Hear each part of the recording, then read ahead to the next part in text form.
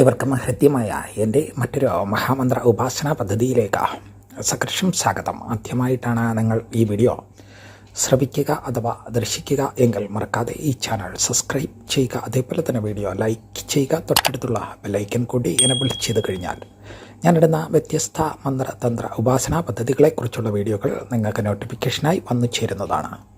മറക്കാതെ ശ്രദ്ധയോടെ ആചരിക്കുമെന്നുള്ള ശുഭാപ്തി വിശ്വാസത്തോടു കൂടി ഇന്ന് നിങ്ങൾക്ക് മുൻപാകെ ശിവരാത്രി വൃദ്ധാനുഷ്ഠാനത്തോട് അനുബന്ധിച്ചുള്ള ഒരു മഹാ ഉപാസനാ പദ്ധതിയെക്കുറിച്ചാണ് പ്രതിപാദിക്കാൻ പോകുന്നത്. നിത്യജീവിതത്തിൽ ഒട്ടേറെ ഉപാസനകൾ ചെയ്തിട്ടും മഹാദേവൻ്റെ തൃക്കടാക്ഷം ലഭ്യമാകാതെ ഇരിക്കുന്ന സാഹചര്യത്തിലാണ്. അതിനായിട്ട് വളരെ എളുപ്പ വഴിയിലുള്ള ഉപാസനാ പദ്ധതി ശ്രദ്ധയോട് ആചരിക്കുകയാണ് എന്നുണ്ടെങ്കിൽ ഫലം ശ്രേഷ്ഠമാകും. ഈ വരുന്ന ഫെബ്രുവരി 18 മഹാശിവരാത്രി വൃദ്ധാനുഷ്ഠാനഭാവമാണ്. പാലാഴി മഥനവേളയിൽ അതിൽ നിന്ന് ഉത്ഭവിച്ച കാളകൂട വിഷം ഭഗവാൻ തൻ്റെ തൃക്കരങ്ങൾ കൊണ്ട് അത് സ്വീകരിക്കുകയും അതിനെ പാനം ചെയ്യുകയും ചെയ്തു. ഈ സമയത്ത് സാക്ഷാൽ പ്രപഞ്ചത്തിൻ്റെ മാതാവായിരിക്കുന്ന ഭഗവതി, സാക്ഷാൽ പാർവതീദേവി ഭഗവാന്റെ ഈ വിഷഭാവം ഉദരഭാവത്തിലേക്ക് എത്താതിരിക്കുവാനും അതുപോലെ ആരോഗ്യഭാവങ്ങൾക്ക് ദോഷം വരാതിരിക്കുവാനും ഒക്കെ ആയിട്ട് ഭഗവാന്റെ ഗളഭാവത്തിൽ കഴുത്തിൽ മുറുകെ പിടിച്ചു എന്നുള്ളതാണ് ശാസ്ത്രഭാവം വ്യക്തമാക്കുന്നത്. അങ്ങനെ ഭഗവാൻ ആ കാളകൂടമാകുന്ന വിഷം ഗളത്തിൽ തങ്ങി നിന്നതിനാൽ അവിടം നീല നിറമാവുകയും ഭഗവാന് നീലകണ്ഠൻ എന്നുള്ള നാമധേയം വരികയും ചെയ്തു. എന്തിനാണ് പാലാഴി മഥനം അനുഷ്ഠിച്ചത് എന്ന് ചോദിച്ചു കഴിഞ്ഞാൽ, ദുർവാസാവ് മഹർഷിയുടെ ശാപത്തിനാൽ ദേവാദിവൃന്ദങ്ങൾക്കുണ്ടായ ജരാനര വ്യാധിദോഷങ്ങളിൽ നിന്ന് മുക്തരാകുവാൻ വിഷ്ണു ദേവൻ്റെ നിർദ്ദേശാനുസരണം ആണ് പാലാഴി മഥനം അനുഷ്ഠിച്ചത്. അന്ന് അസുര ചക്രവർത്തിയായി വാണിരുന്നത് മഹാബലിയായിരുന്നു. അങ്ങനെ അസുര പടയോടും കൂടി വാസുകി എന്ന നാഗത്തിനെ കയറാക്കിയും അതുപോലെ തന്നെ ശ്രേഷ്ഠമാകണ മന്ധര പർവ്വതത്തെ കട്ടക്കോലാക്കുകയും അതിനുശേഷം പാലാഴിയെ മതിക്കുകയും അതിൽ നിന്നും ഉത്ഭവിച്ച ഒട്ടേറെ ദ്രവ്യങ്ങൾ ഉത്ഭവിച്ചു എന്നുള്ളതാണ്. ഇതിൻ്റെ യഥാർത്ഥ ഭാവം പറയുകയാണ് എന്നുണ്ടെങ്കിൽ, ശാസ്ത്രം എന്താണ് വിശദീകരണം ചെയ്യുക എന്ന് ചിന്തിക്കുകയാണ് എന്നുണ്ടെങ്കിൽ, മനുഷ്യ മനസ്സിനെയാണ് അവനിലുള്ള അഷ്ടരാഗങ്ങൾ കയറാകണത്. അഷ്ടരാഗഭാവമാണ്. കാമം, ക്രോധം, സ്തഥാ, ലോപം, മഥം, മാത്സര്യം തുടങ്ങിയിട്ടുള്ള അഷ്ടരാഗങ്ങളാൽ, അന്നേരം ആ അഷ്ടരാഗങ്ങളാൽ തന്നെ അതിൽ നിന്നുമുളവായിരിക്കണം. അന്നേരം അസുരഭാവം എന്ന് പറയുന്നത് തിന്മകളെയാണ്, അവിദ്യാബന്ധനങ്ങൾ എന്ന് പറയും.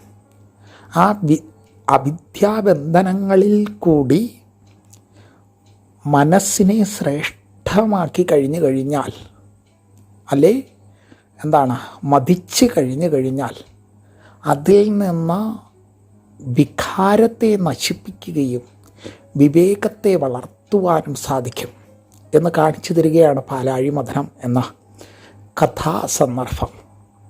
അന്നേരം ഈ സമയത്ത് ഭഗവാൻ കാളകൂട വിഷം തന്നിലേക്ക് ആസക്തമാക്കിയ സമയത്ത്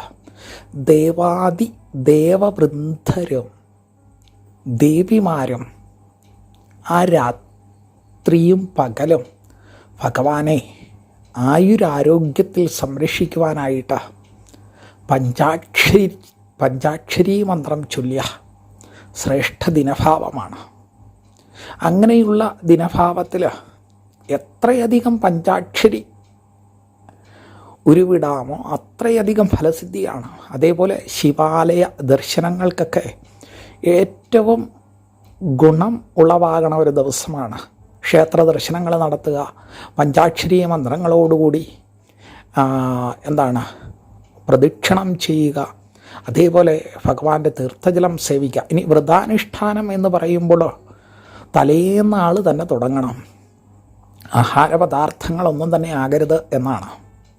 എന്ന് വെച്ച് കഴിഞ്ഞാൽ നമ്മൾ വ്രതം അനുഷ്ഠിക്കുമ്പോൾ പലവിധ പഴവർഗ്ഗങ്ങളും അതേപോലെ തന്നെ ധാന്യ വിഭാഗമല്ലാത്ത പല വിധാനങ്ങൾ കൊണ്ട് ഭോജനം ചെയ്യുക പതിവുള്ളതാണ്. എന്നാൽ ഗുരു ശ്രേഷ്ഠർ പറഞ്ഞിരിക്കുന്നത് ജലം മാത്രമാണ് പാനം ചെയ്യുവാൻ പറഞ്ഞിരിക്കുന്നത്. എന്ന് വെച്ച് കഴിഞ്ഞാൽ 365 ദിനഭാവങ്ങളിലും യഥേഷ്ടം ആഹാരഭാവങ്ങൾ അനുഷ്ഠിക്കണം. നമ്മളിൽ എന്തുളവാകും? വാത, പിത്ത, കഫ ത്രിദോഷഭാവങ്ങളും അതേപോലെ തന്നെയുള്ള ഒട്ടേറെ ദോഷകരമായിട്ടുള്ള ദ്രവ്യങ്ങൾ അടിഞ്ഞുകൂടും. അന്നേരം ഇതിൽ നിന്ന് ശരീരത്തിനെ സംരക്ഷിക്കുവാനായി ജലം, അത് മലമൂത്ര വിസർജനാദിഭാവങ്ങളിലൂടെ പുറന്തള്ളപ്പെടുകയും ആയതിൻ പ്രകാരം ആരോഗ്യത്തിനെ ശ്രേഷ്ഠവൽക്കരിക്കുകയും ചെയ്യും. അതുകൊണ്ടാണ് വ്രതാനുഷ്ഠാനത്തിൽ മറ്റ് ഇതര ആഹാര പദാർത്ഥങ്ങളൊന്നും തന്നെ ഉളവാകരുത് എന്ന് പറയുന്നത്. അതോടൊപ്പം മന്ത്രങ്ങൾ കൂടി ആകുമ്പോൾ അതീവ ചൈതന്യവക്തായി തീരും ആ മനുഷ്യ ശരീരവും അവൻ്റെ സംസ്കാരവും സമൂഹവും കുടുംബവും.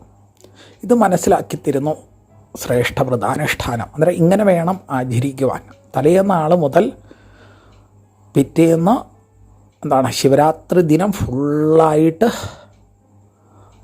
ആചരിച്ച് പ്രഭാതകാലം കഴിഞ്ഞു കഴിഞ്ഞാലും അതിൻ്റെ മധ്യാഹ്നഭാവം സൂര്യരശ്മികൾ പൂർണ്ണശോഭയിലെത്തി അതിനുശേഷം രാത്രിയിലേക്ക് കടക്കണ ഭാവത്തിൽ എന്ന് വെച്ച് കഴിഞ്ഞാൽ 24 മണിക്കൂർ കൃത്യനിഷ്ഠമായ ഉപവാസവും നാമജപവും ഉണ്ടായിരിക്കുന്നതിന് വേണ്ടിയിട്ടാണ് ഇത്രയും ദൈർഘ്യമായിട്ടുള്ള സമയം പറഞ്ഞിരിക്കുന്നത്. ഈ ദൈർഘ്യഭാവം ശ്രദ്ധയോടുകൂടി അനുഷ്ഠിക്കുക. ഇനി അനുഷ്ഠാന വിധികളിൽ ശിവരാത്രിയെ ശ്രേഷ്ഠമാക്കണ ഉപാഖ്യാനം എന്താണ് എന്ന് ചോദിച്ചു കഴിഞ്ഞാൽ അതിനെക്കുറിച്ച് വിശദീകരിക്കുവാൻ മനുഷ്യ മനസ്സിലുളവാകണ കർത്തവ്യങ്ങളെ ശ്രേഷ്ഠമാക്കണ ഒരു കഥാസന്ദർഭമാണ് വിവരിക്കുന്നത്. ശിവപുരാണ അന്തർഹിതമായിട്ടുള്ള ഒരു ഉപാഖ്യാനത്തെക്കുറിച്ചാണ് വിവരിക്കുന്നത്. എന്താണ് ശിവരാത്രി മഹാത്മ്യം എന്നതിനെക്കുറിച്ച് ചിന്തിക്കുകയാണ് എന്നുണ്ടെങ്കിൽ യമുനാ നദിയുടെ തീരഭാവങ്ങളിലുള്ള വനത്തിൽ ഗുരുദ്രുഹൻ എന്ന് പറയണ അതിശ്രേഷ്ഠനായിട്ടുള്ള ഒരു വേട്ടൻ താമസിച്ചിരുന്നു. അദ്ദേഹത്തിൻ്റെ പ്രത്യേകത എന്ന് പറഞ്ഞു കഴിഞ്ഞാൽ മൃഗങ്ങളുടെ ഭാഷ വളരെയധികം മനസ്സിലാക്കിയിരുന്ന വ്യക്തിത്വത്തിനുടമയായിരുന്നു. ഇദ്ദേഹത്തിൻ്റെ തൊഴിൽ എന്ന് പറയുമ്പോൾ പകല് അടവിയിൽ പോയി വേട്ടയാടി അതിനെ വിപണിയിലെത്തിച്ച്, അടവി എന്ന് പറയുമ്പോൾ വനം, ആ അടവിയിൽ പോയി വേട്ടയാടി കിട്ടുന്ന മൃഗത്തിൻ്റെ മാംസം വിപണിയിലെത്തിച്ച് അതിൻ്റെ ധനം ശേഖരിച്ച് കുടുംബം മുന്നോട്ട് കൊണ്ടുപോവുകയാണ്. അങ്ങനെ അനേക ദിനങ്ങളിങ്ങനെ സന്തോഷ ഭാവങ്ങളിൽ കുടുംബപരമായിട്ടിങ്ങനെ മുന്നോട്ട് പോകുമ്പോഴാണ് പെട്ടെന്ന് ഭൂമിയുടെ അവസ്ഥകൾക്ക് മാറ്റമുണ്ടായി. മഴഭാവങ്ങൾ അല്ലെ മഴകൾ ഭൂമിയിലേക്ക് ദിനം പ്രതി പെയ്യുവാൻ തുടങ്ങി. തോരാതെയുള്ള മഴ ജീവജാലങ്ങൾക്കെല്ലാം പല തരത്തിലുള്ള ദുഃഖങ്ങളെ ഉളവാക്കി. അങ്ങനെ ഇരിക്കുന്ന സാഹചര്യത്തിൽ ഗുരുദ്രുഹൻ്റെ ഭവനത്തിലും വളരെയധികം വിമ്മിഷ്ടമാണ് അനുഭവപ്പെടുന്നത്. അനേക ദിനങ്ങളായി മഴകൾ തുടർന്നു പോകുന്നതിനാൽ കുടുംബം പട്ടിണിയിലാണ്. കുട്ടികൾ കരയണോ, എന്ത് ചെയ്യാം? അങ്ങനെ അദ്ദേഹം ഇങ്ങനെ മനസ്സാ വിഷമിച്ചിരിക്കുമ്പോൾ ഭാര്യ പറയുന്നു, എന്തായാലും നമ്മുടെ കുഞ്ഞുങ്ങൾക്ക് വേണ്ടിയല്ലേ ഈ ഒരു രാത്രി കാലയളവിൽ ഇത്രയും ദിവസം അവർ പട്ടിണി കിടന്നു, ഇന്ന് രാത്രി കൂടി ഭക്ഷണം കിട്ടിയില്ല എന്നുണ്ടെങ്കിൽ അവർ ശരീരം ത്യജിക്കേണ്ട അവസ്ഥ വരും. അതുകൊണ്ട് എന്തെങ്കിലും കിട്ടുമോ എന്ന് നോക്കുക. അന്നേരം ചിന്ന ഇങ്ങനെ മഴ പെയ്തുകൊണ്ടിരിക്കുകയാണ്. എന്നിരുന്നാൽ തന്നെയും വേട്ടയ്ക്കായി വേണ്ടുന്ന ദ്രവ്യങ്ങൾ കരുതി നേരെ യമുനാ തീരത്തിലേക്ക് യാത്ര തിരിക്കുകയാണ്. അവിടെ എത്തി യമുനാ നദിയിലേക്ക്, ആ തീരത്തിലേക്ക് വരാനുള്ള കാരണമെന്ന് പറഞ്ഞു കഴിഞ്ഞാൽ നല്ല ശുദ്ധജലം തേടി ഏതെങ്കിലും മൃഗങ്ങൾ വരികയാണ് എന്നുണ്ടെങ്കിൽ അന്നേരം അവയെ വേട്ടയാടി പിടിക്കാം എന്നുള്ള തീരുമാനത്തിലാണ് ഗുരുദ്രുഹൻ അവിടെ വന്നത്. അന്നേരം വലിയൊരു വൃക്ഷഭാവം കണ്ടു. അതിലേക്ക് അങ്ങോട്ട് വളരെ പ്രയാസപ്പെട്ടിട്ടാണെങ്കിലും ഈ വഴുക്കലൊക്കെ ഉള്ളത് കാരണം അതിലേക്ക് കയറുവാൻ വളരെ പ്രയാസകരമാകും. അന്നേരം പ്രയാസപ്പെട്ടിട്ടാണെങ്കിലും അദ്ദേഹം ആ വൃക്ഷത്തിൻ്റെ ഏകദേശം മുകൾ ഭാവത്തിൽ സ്ഥാനം പിടിച്ചു, ഇരിപ്പുറപ്പിച്ചു. അത് ഈ കയറുന്ന വഴിയിൽ അദ്ദേഹത്തിൻ്റെ ശരീരത്തിൻ്റെ ഭാരം നിമിത്തം ആ വൃക്ഷഭാവം ഒന്ന് ഉലയുകയും അന്നേരം ഈ ഇലകളിൽ തങ്ങി നിന്ന ജലഭാവം താഴേക്ക് പതിക്കുകയും ചെയ്തു. അതോടൊപ്പം ശിഖരങ്ങളിൽ നിന്ന് ഇലകൾ താഴേക്ക് അടർന്നു വീഴുകയുണ്ടായി. പക്ഷേ ഇതൊന്നും ഗുരുദ്രുഹൻ ശ്രദ്ധയിൽപ്പെട്ടിട്ടില്ല. അദ്ദേഹത്തിൻ്റെ കർത്തവ്യത്തിൽ തന്നെ മുഴുകി കുറേ നേരം ഇരുന്നു. തണുപ്പുണ്ട്, പിന്നെയോ മഴ പെയ്യണുണ്ട്. ആ ഒരു സാഹചര്യത്തിൽ മുന്നോട്ട് പോകുമ്പോഴാണ് പെട്ടെന്ന് യമുനാ നദിയിൽ നിന്നുള്ള മൃഗഭാവങ്ങൾ ജലം കുടിക്കണ രീതിയിലുള്ള ശബ്ദം കേൾക്കണത്. കേട്ട മാത്രയിൽ പെട്ടെന്ന് തന്നെ ഞെട്ടിത്തരിച്ച് ഗുരുദ്രുഹൻ ആ ഭാവത്തേക്ക് നോക്കിയപ്പോഴാ ഒരു മാൻ ജലം കുടിക്കുകയാണ്. പെട്ടെന്ന് അമ്പും വില്ലും തയ്യാറാക്കി ലക്ഷ്യമാക്കി തൊടുക്കുവാൻ അങ്ങോട്ട് തുടങ്ങിയ മാത്രയില ആ മാൻ ഇത് കണ്ടുകൊണ്ട് ചോദിക്കുകയാണ്, അല്ലയോ ഗുരുദ്രുഹ, അങ്ങക്ക് എൻ്റെ മാംസമാണ് വേണ്ടുന്നത് അല്ലേ? പക്ഷേ ഈ മഴ പെയ്ത് നിൽക്കുന്ന കാലയളവിൽ എനിക്ക് കണ്ണുപോലും വിരിയാത്ത കുഞ്ഞുങ്ങൾ ഉണ്ടായിരിക്കണം. അതിനെ അതിൻ്റെ മാതാവിൻ്റെ അടുക്കൽ ഏൽപ്പിച്ചിട്ട് ഇച്ചിരി ശുദ്ധജലമെങ്കിലും കൊണ്ടു കൊടുക്കാമെന്ന് വിചാരിച്ചു വന്നതാണ്. അത് ഇതെത്തിച്ചിട്ട് ഞാൻ തിരികെ വരാം, ഒരിക്കലും കളവ് കാണിക്കുകയില്ല, അതുവരെ എന്നെ ഉപദ്രവിക്കരുത്. ഇത് കേട്ട മാത്രയിൽ അദ്ദേഹത്തിൻ്റെ മനസ്സ് പശ്ചാത്തപിച്ചു. ശരിയാണ്, എന്നാൽ അങ്ങനെ ഉണ്ടാകേണ്ട സാഹചര്യമല്ല. കാരണം ഒരു മൃഗത്തിനെ വേട്ടയാടുന്നവന് അങ്ങനെ ഒരു മനസ്സുണ്ടാകുക അത്ര എളുപ്പമായിട്ടുള്ള കാര്യമൊന്നുമല്ല. പക്ഷേ ഇത് കേട്ട് ഗുരുദ്രുഹൻ വീണ്ടും പറഞ്ഞു, ശരി ആയിക്കോട്ടെ, പോയിട്ട് വരൂ. അങ്ങനെ കുറേ സമയങ്ങൾ കഴിഞ്ഞു. അന്നേരം തന്നെ പറ്റിച്ചിട്ട് മാൻ പോയി എന്നാണ് വിചാരിച്ചത്. അന്നേരം വീണ്ടും കുറേ മണിക്കൂറുകൾ കഴിഞ്ഞപ്പോൾ വീണ്ടും ജലഭാവങ്ങളുടെ ശബ്ദം, മൃഗം ജലഭാവം കുടിക്കുന്ന പോലത്തുള്ള ശബ്ദം കേട്ട മാത്രയിൽ അദ്ദേഹം ശിഖരത്തിൽ നിന്ന് പെതുക്കനെ എഴുന്നേറ്റ് നിന്നുകൊണ്ട് ആ എഴുന്നേൽക്കണ മാത്രയിൽ അദ്ദേഹത്തിൻ്റെ ആ ശരീരത്തിൻ്റെ ഭാരം താങ്ങുവാൻ സാധിക്കാതെ ആ ശിഖരം ഒന്ന് താഴുകയും അതിൽ തങ്ങി നിന്നിരുന്ന മഴത്തുള്ളികൾ താഴേക്ക് പതിക്കുകയും ചെയ്തു. അന്നേരം ഈ ജലത്തുള്ളികൾ താഴേക്ക് പതിക്കുന്ന ശബ്ദം കേട്ടുകൊണ്ട് അവിടെ ജലം കുടിച്ചുകൊണ്ടിരുന്ന ആ മൃഗം അതും ഒരു മാനായിരുന്നു. അത് ചോദിച്ചു, അല്ലയോ ഗുരുദ്രുഹ, നീ എന്നെ എന്താണ് കൊല്ലുവാനായിട്ടുള്ള വിധാനത്തിലേക്ക് വന്നുകൊണ്ടിരിക്കുകയാണല്ലേ? ഞാൻ താമസിക്കുന്നിടത്ത് എൻ്റെ ഭർത്താവിനെ ഞാൻ ഭക്ഷണത്തിനായിട്ട് വിട്ടിട്ട് അദ്ദേഹത്തിനെ കണ്ടില്ല. 2-3 കുഞ്ഞു കുട്ടികളാണ് എനിക്ക് ഇപ്പോൾ പിറവിയെടുത്തതേ ഉള്ളൂ. അവരെ ആരുടെയും സംരക്ഷണമില്ലാതെ അവിടെ കിടത്തിയിട്ടാണ് എന്തെങ്കിലും കൊണ്ടു കൊടുക്കുവാൻ ആയിട്ട് ഞാൻ വന്നത്. ശുദ്ധജലമെങ്കിൽ ശുദ്ധജലം. അന്നേരം അങ്ങനെയുള്ള സാഹചര്യത്തിൽ നീ എന്നെ കൊന്നു കഴിഞ്ഞാൽ അവസാന നിമിഷത്തിലെങ്കിലും തനിക്കുണ്ടായ കുഞ്ഞുങ്ങളുടെ മുഖം ഒന്ന് കണ്ടിട്ട് വരാം. ഇത് പറഞ്ഞ മാത്രയിൽ, ഇത് കേട്ട മാത്രയിൽ ഗുരുദ്രുഹൻ്റെ മനസ്സ് മുമ്പ് പറഞ്ഞതുപോലെ എന്തായി, ഒന്ന് തണുത്തു. ശരി, അങ്ങനെയെങ്കിൽ നീ പോയിട്ട് വന്നോളൂ. അങ്ങനെ ആ മാനും പോകുകയാണ്. അങ്ങനെ വീണ്ടും കുറേ സമയങ്ങൾ കഴിഞ്ഞു. അന്നേരം തനിക്ക് പറ്റിയ മണ്ടത്തരം ഓർത്ത് ലജ്ജിതനായിരിക്കുകയാണ് ഗുരുദ്രുഹൻ. തന്നെ 2 മാനുകളാണ് കളിപ്പിച്ചിട്ട് പോയിരിക്കുന്നത്. ആ ഒരു സാഹചര്യത്തിൽ ഇങ്ങനെ വിഷമഭാവത്തിൽ ഇങ്ങനെ ഇരിക്കുമ്പോഴാണ് വീണ്ടും കുറേ സമയങ്ങൾ കഴിഞ്ഞപ്പോഴാണ് യമുനാ നദിയിൽ നിന്നുള്ള ആ ജലഭാവങ്ങൾ, മൃഗങ്ങൾ അത് കുടിക്കണ ഭാവത്തിലുള്ള ശബ്ദം വീണ്ടും കേൾക്കുവാൻ അദ്ദേഹത്തിന് കഴിഞ്ഞത്. അദ്ദേഹം നോക്കിയപ്പോഴാണ് 2 മാനുകൾ, പിന്നെയോ ചെറിയ 2-3 കുട്ടി മാനുകൾ. ഇതിനെ കണ്ട മാത്രയിൽ ഗുരുദ്രുഹൻ പെതുക്കനെ ആ ശിഖരത്തിൽ നിന്ന് താഴേക്ക് ഇറങ്ങി വരികയാണ്. താഴേക്ക് ഊർന്നിറങ്ങുന്ന സമയത്തെല്ലാം ആ വൃക്ഷത്തിൽ നിന്ന് ജലത്തുള്ളികൾ താഴേക്ക് പതിക്കുകയാണ്. അങ്ങനെ താഴേക്ക് പതിക്കണ മാത്രയിൽ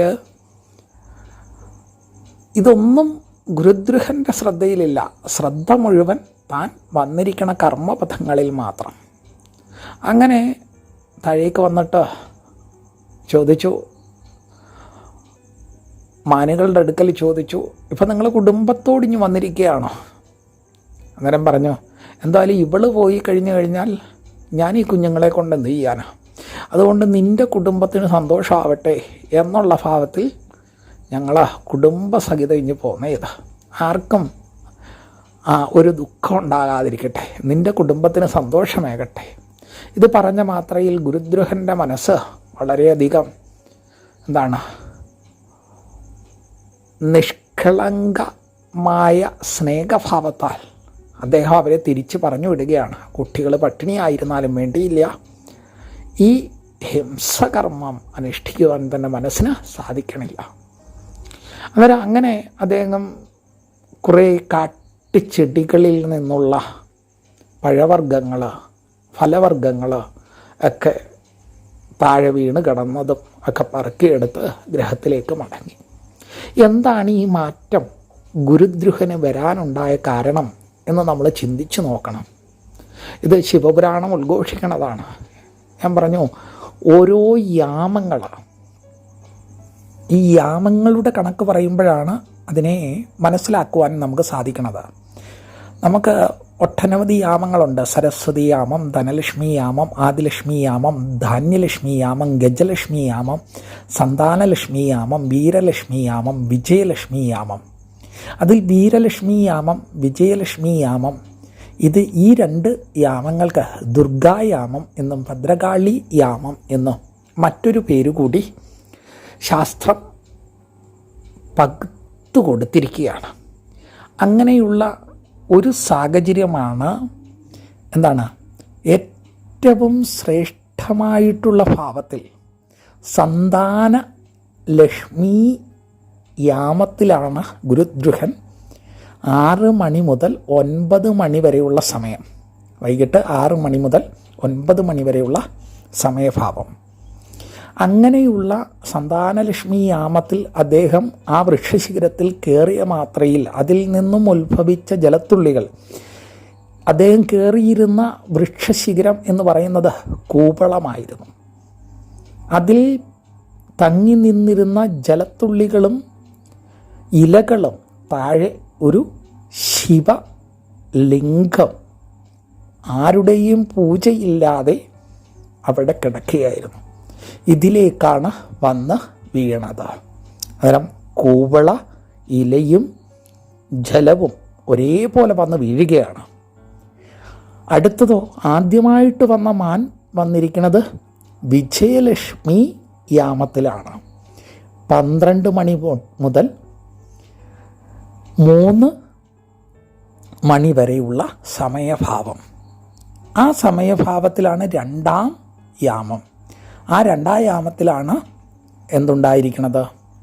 അടുത്ത ജലത്തുള്ളികളും ഇലകളും വന്ന് വീണത്. ഇങ്ങനെ 2ാമത്തെ മാൻ വന്നപ്പോൾ ശ്രേഷ്ഠമായിട്ടുള്ള സരസ്വതീയാമം 3 മണി മുതൽ 6 മണി വരെയുള്ള കാലയളവ്. അന്നേരം 3 യാമങ്ങളിൽ കൂടി 3 തവണ താൻ അറിയാതെ പോലെ താൻ അറിയാതെയാണ് ഈ ജലത്തുള്ളികൾ ശിലയിൽ ശിവലിംഗത്തിൽ വീണത്, അതോടൊപ്പം ഇലകളും. അങ്ങനെ വീണ ഭാവത്തിൽ താൻ അറിയാതെ ചെയ്ത അർച്ചനമായിട്ട് കൂടിയും അദ്ദേഹത്തിൻ്റെ മനസ്സിന് എന്തുണ്ടായി? ശ്രേഷ്ഠതയുണ്ടായി. മഹാവികാരഭാവങ്ങളിൽ മുഴുകിയിരുന്ന മനസ്സ് അതിൽ നിന്ന് വെടിഞ്ഞ് വിവേകത്തിലേക്ക് വന്നു. ഇതാണ് ശിവരാത്രിയുടെ യഥാർത്ഥ ഐതിഹ്യം. അതിനാണ് യാമപൂജകൾ. അതായത് യാമപൂജകളിൽ അനുഷ്ഠിക്കേണ്ടുന്ന ഉപാസനാ പദ്ധതിയാണ് ഇനി വിശദീകരിക്കുന്നത്. ശ്രദ്ധയോടുകൂടി ഉപാസന അനുഷ്ഠിക്കുക. ഇനി മറ്റൊരു കാര്യം, ഈ ദിനഭാവങ്ങളിൽ ക്ഷേത്രദർശനം അനിവാര്യമായും അനുഷ്ഠിക്കേണ്ടുന്നതാണ്. ശിവാലയ ക്ഷേത്രഭാവങ്ങളിലുള്ള ദർശനം ഏറ്റവും ശ്രദ്ധേയമാക്കുന്നതാണ്. മറക്കാതെ അത് അനുഷ്ഠിച്ചുകൊണ്ട് വേണം. ഈ ഉപാസനയും അതിൻ്റെ കൂടെയായാൽ ഭഗവാൻ നിങ്ങളുടെ കൂടെ ഉണ്ടാകും. അതിന് തർക്കമില്ല, മാറ്റമില്ല. ശ്രദ്ധേയമായിട്ടുള്ള സ്ഥാനഭാവത്തിൽ അതിശ്രേഷ്ഠമായിട്ടുള്ള നിലവിളക്ക് പത്മമിട്ട് സ്ഥാപിക്കുക, അല്ലെങ്കിൽ ചാണകം മെഴുകി സ്ഥാപിക്കുക. അതിൽ നെയ്യ് നിറയ്ക്കുക. 3 ദീപങ്ങൾ പ്രകാശിപ്പിക്കുക. ഒന്ന് കിഴക്കോട്ട്, ഒന്ന് പടിഞ്ഞാറോട്ട്, ഒന്ന് വടക്കോട്ട്. ശേഷം ഉപാസകൻ ആവണപ്പലകയിൽ പ്രഭാതകാലത്തിൽ കിഴക്കോട്ടും സന്ധ്യാകാലത്തിൽ പടിഞ്ഞാറോട്ടുമായി വേണം അനുഷ്ഠിക്കുവാൻ. രാത്രി കാലയളവിൽ പടിഞ്ഞാറോട്ട് തന്നെ ആയിരിക്കണം. അന്നേരം ശ്രേഷ്ഠതയോടുകൂടി ആവണപ്പലകയിൽ ചമ്രം പടിഞ്ഞ് ഇരുന്ന് ഇടതുഭാവത്തിൽ ഓം ഗം ഗുരാഭ്യോം നമ എന്ന മഹാമന്ത്രം അനുഷ്ഠിക്കുക. എന്നിട്ട് ശ്രേഷ്ഠമായിട്ട് ഗുരുവിനെ മനസ്സിൽ കണ്ടുകൊണ്ട് സാഷ്ടാംഗം നമസ്കരിക്കുക. വലതുഭാവത്തിൽ ഗണേശ്വരനെ മനസ്സിൽ സങ്കല്പിക്കുക. അതിനുശേഷം ശ്രേഷ്ഠമായിട്ട് ഓം ഗംഗണപതേം നമ എന്ന മഹാമന്ത്രം അങ്ങടെ ഉച്ചരിക്കുക. അതിനുശേഷം ഏത്തമിടുന്നതായോ അതല്ലെങ്കിൽ സാഷ്ടാംഗം നമസ്കരിക്കുന്നതായോ സങ്കല്പിക്കുക. പിന്നെ ജ്വലിച്ചു നിൽക്കുന്ന ത്രിദീപങ്ങളെ ഭഗവത് സ്വരൂപമായി കണ്ട് അതീവ ശ്രേഷ്ഠമാകണ മന്ത്രം അങ്ങട് അനുഷ്ഠിക്കുക. ഓം ശ്ലീം പശുഹും ഫൾ എന്ന മഹാമന്ത്രം 11 വിധാനത്തിൽ അനുഷ്ഠിക്കുക. 11 തവണ അനുഷ്ഠിക്കുക. അതിനുശേഷം മൂലമഹാമന്ത്രം 108 ഉരു അനുഷ്ഠിക്കുക. 108 ഉരു. ഓം നമ ശിവായ എന്ന മഹാമന്ത്രം 108 ഉരു അനുഷ്ഠിക്കുക.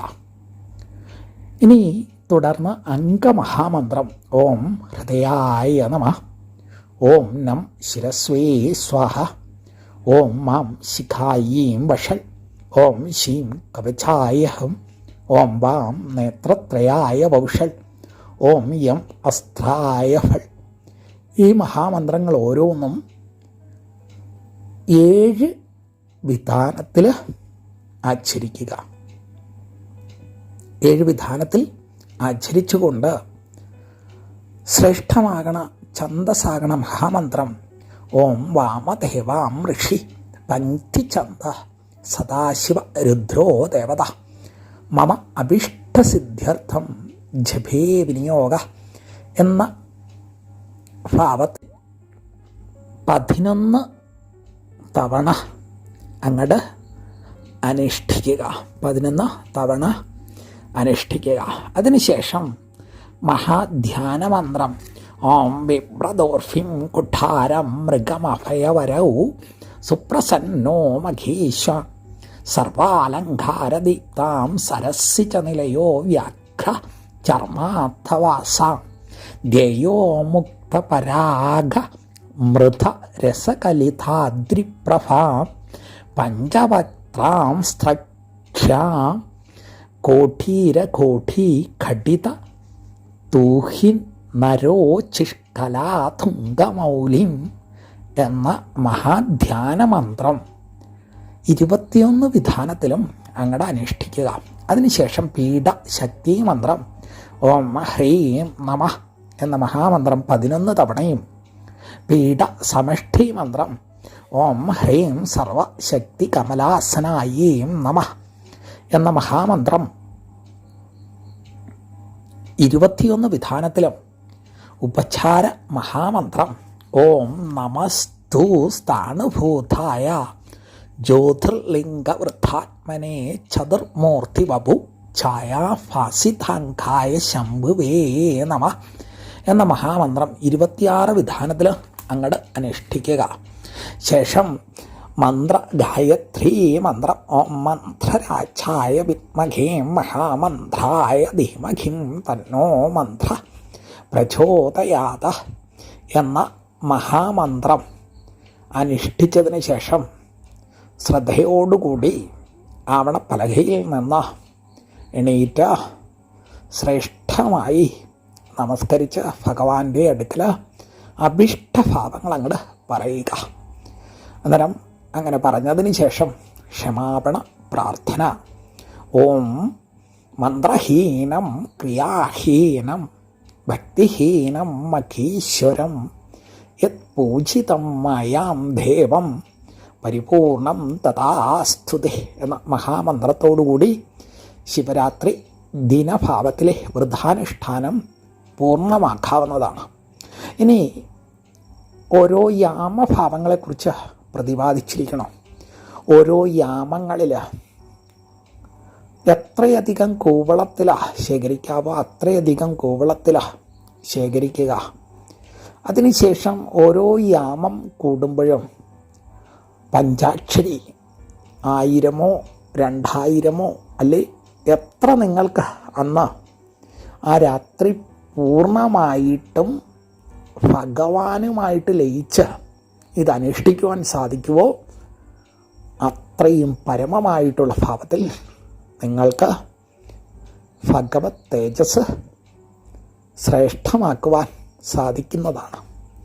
അത് എത്ര പരമമായിട്ടുള്ള ഭാവത്തിലാണോ അനുഷ്ഠിക്കുക അത്രയും ശ്രേഷ്ഠതയോടുകൂടി ഭഗവാൻ നിങ്ങളുടെ കൂടെ ഉണ്ടാകും. ഓരോ യാമഭാവങ്ങളിലും കൂവളത്തില അത് നിലവിളക്കിൽ സാക്ഷാൽ മഹേശ്വര രൂപം കണ്ടുകൊണ്ട് അർച്ചിക്കുക. നമഃശിവായ മാത്രം മതി അനേക ആവർത്തികൾ അനുഷ്ഠിക്കേണ്ടുന്നത്.